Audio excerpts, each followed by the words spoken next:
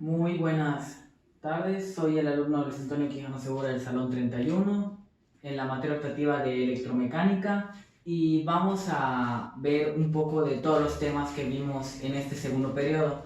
Vamos a iniciar con la conductividad termoeléctrica. La conductividad es la capacidad de transmitir ya sea calor o electricidad de un material. Los materiales se dividen en dos: los aislantes y los conductores, depende de si sea electricidad o calor. Unos buenos ejemplos de aislantes de electricidad es el caucho y el hule, que es el que se presenta, por ejemplo, en los cables. La capa de los cables, la capa exterior está hecha de hule, porque es un buen aislante. Lo mismo se usa en las torres de alta tensión. Se usan unos discos de vidrio para poder equilibrar la tensión que hay en esas torres. En cuanto a conductores de electricidad, son todos esos materiales que pueden transmitir la electricidad a una gran velocidad y sin mucha baja de intensidad. Por ejemplo, el oro, la plata y el cobre, que son materiales que ayudan mucho a transmitir. Por ejemplo, los cables están hechos de cobre, y también algunos en puertos USB y HDMI están hechos de oro en una parte para que logre conducir mejor. En cuanto a calor, algunos aislantes del calor son el corcho expandido, el corcho expandido y otros materiales como también la tela y el hule. En cuanto al corcho expandido, se usa mucho en construcciones, ya que muchas casas actualmente usan corcho expandido para poder aislar térmicamente las casas, las habitaciones. Y en el caso de conductores de calor, se encuentra el aluminio y la plata. El aluminio está presente en muchos de los envases. Todos los que sean envases metálicos casi todos son de aluminio y conservan muy bien el calor de los productos que están dentro. Y también en la plata. Casi todos los paneles solares están hechos de una aleación donde tienen en parte el elemento de la plata, y los ayuda a poder percibir mejor el calor que emite el sol. Vamos con los tipos de ondas.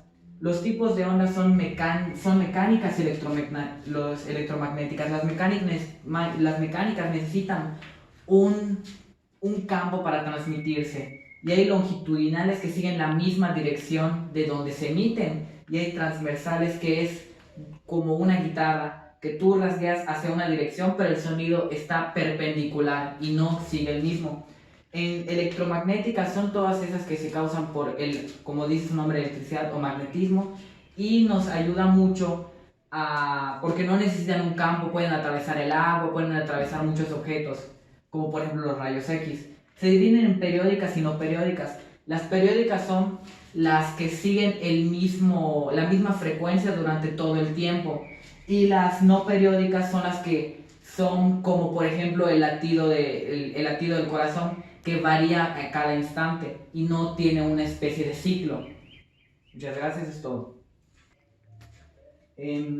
Luego vamos con lo que viene siendo la ley de Hooke.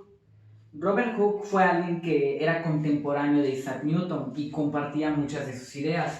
Entre una de las leyes que estableció Robert Hooke fue la fórmula para los resortes. Los resortes tienen una propiedad muy, muy, muy especial, que hace que cuando estos se contraen y podemos medir esa cantidad, ya sea en centímetros, pulgadas o lo que sea, pero podemos medir en cuánto se contrae el resorte, es igual o proporcional en cada fuerza que se le ejerce al resorte. Esto significa que la fuerza ejercida por ya sea el objeto que lo arrastre o al revés, la fuerza que lo empuje, es proporcional a la cantidad de centímetros. X es la cantidad de centímetros que se corre o se extiende, y K es el coeficiente de fuerza, que eso depende de cada resorte. Los resortes son muy utilizados, por ejemplo, en trampolines, ya que se necesita calcular si puede aguantar el peso de ya sea los niños que están jugando o todo lo demás que se ponga para establecer, se calcula cuánto tiene que estirarse cada resorte y si puede aguantar esa fuerza. En el caso del dinamómetro es uno de los ejemplos de lo bien utilizados que pueden ser los resortes, porque el dinamómetro se basa exactamente en la ley de Hooke para establecer cuánto pesa el objeto que está debajo de él. El dinamómetro en centímetros convierte los centímetros que se extiende el resorte en kilos, que es lo que pesa el objeto. Y los dinamómetros son muy exactos para lo antiguos que son, a diferencia de una báscula digital.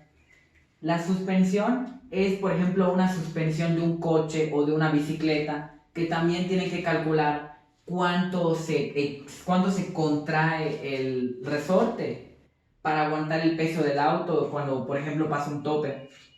En cuanto a máquinas simples, las máquinas simples no son algo tan complicado, es muy sencillo de entender. Son herramientas que nos ayudan a direccionar esa fuerza, ya que la fuerza, ya nosotros como sabemos en el primer periodo, influyen muchas cosas como por ejemplo la distancia, como por ejemplo el tiempo, la dirección y la gravedad que afectan esa fuerza. Entonces para direccionarla mejor tenemos por ejemplo la palanca, de que por ejemplo levantar un objeto muy pesado, pues hay límites humanos, no podemos levantar todo el peso que podamos. En cambio, con una palanca podemos direccionar a que solo sea hacia el empuje y podemos levantar objetos más pesados. Es una vara que tiene un punto de apoyo y a cierta distancia para poder ejercer el empuje hacia arriba. Luego tenemos el tornillo, de que a diferencia de un clavo, que un clavo es muy difícil de poner en ciertas superficies,